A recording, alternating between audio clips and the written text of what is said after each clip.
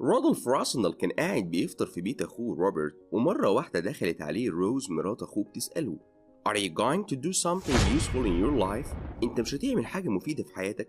أنت عندك 29 سنة ولسه ما عملتش أي حاجة تذكر، لا شغلة ولا مشغلة. رودولف كان رافض مبدأ الشغل تماما، وكان عنده أسبابه. أولها he had enough money to do what he wanted to do.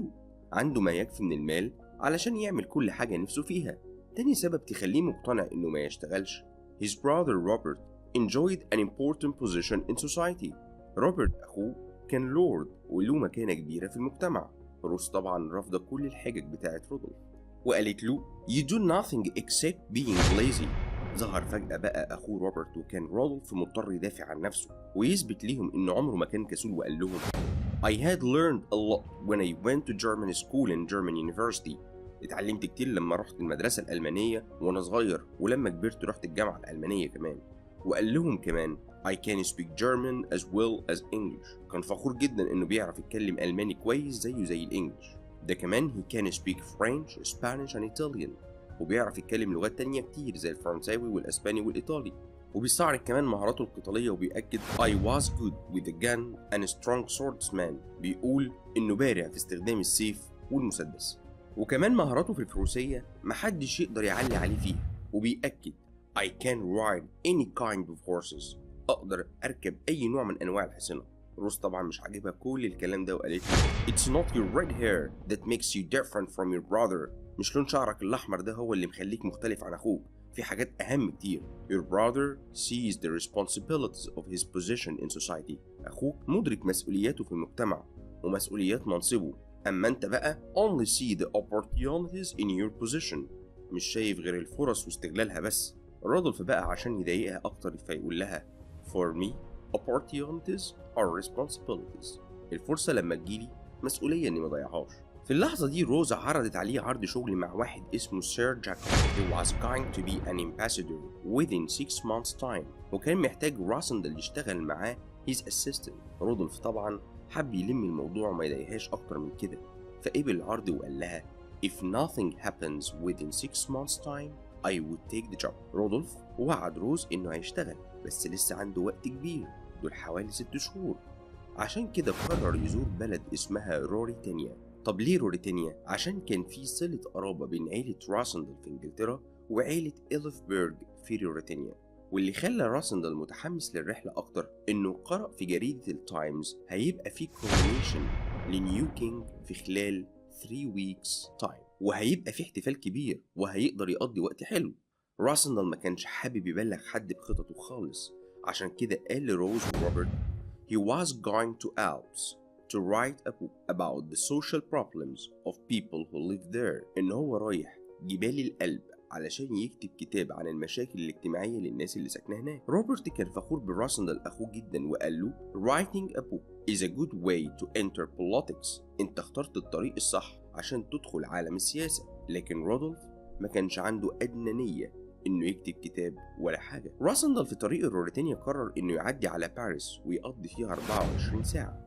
عشان كده حجز أوضة في فندق اسمه الانتركونتيننتال. When Rosendal reached Paris, he came into 2 old friends, George Featherly, who worked at embassy, and Bertrand, who was journalist. قابل راسندل 2 صحاب قدام ليه، واللي كانوا جورج فيذرلي واللي كان شغال في السفارة، وبرترام اللي كان صحفي. برترام حكى راسندل عن a very important woman called Antoinette de Maupassant, who was well known for her wealth and ambition.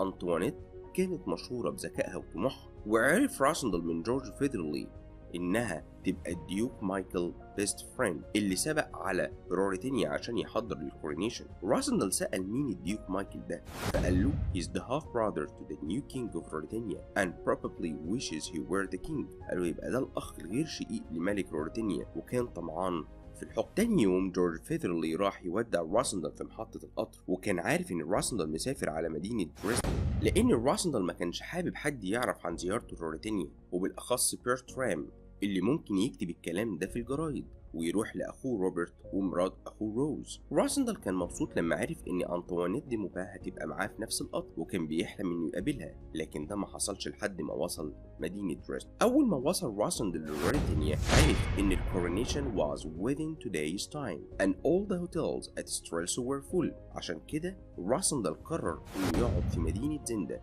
اللي بتبعد حوالي 80 kilometers from Strelso and about 10 kilometers from the border. راسندل قضى اليوم بتاعه في زندا في small inn اللي كانت بتديره an old woman with her 2 daughters. الست العجوزة قالت لراسندل she wished the duke was the new king and not his brother، وكان في مبرر لحبها للديوك مايكل وإنه يبقى الملك بتاعهم، وقالت we all knew Duke Michael. He's always lived in Britannia. As for the king, he's almost a stranger. هي ما كانتش بتحب الملك لأنه تقريبا كان شخص غريب عليهم ومحدش يعرفه، وعرف منها إن الملك قاعد اليومين دول في الهانتنج لودج في زندا. عشان كده راسندل قرر إنه يتمشى في الغابة تاني يوم على أمل إنه يقابل الملك. بنت الست العجوزة اعترضت على كلام مامتها وقالت إنها ما بتحبش الديوك مايكل ونفسها تشوف الملك يوم الكورونيشن وهو بيتوج. حتى الملك بتاعهم عنده شعر أحمر زي راسندل. الست استغربت من الكلام وقالت لها انت عرفت منين؟ قالت عرفت من يوهان خادم الديوك. في وسط الكلام يوهان دخل المكان واتفاجئ لما شاف راسندل. He felt very surprised. واحدة من البنات قالت ليوهان اتخض علشان الشعر الأحمر.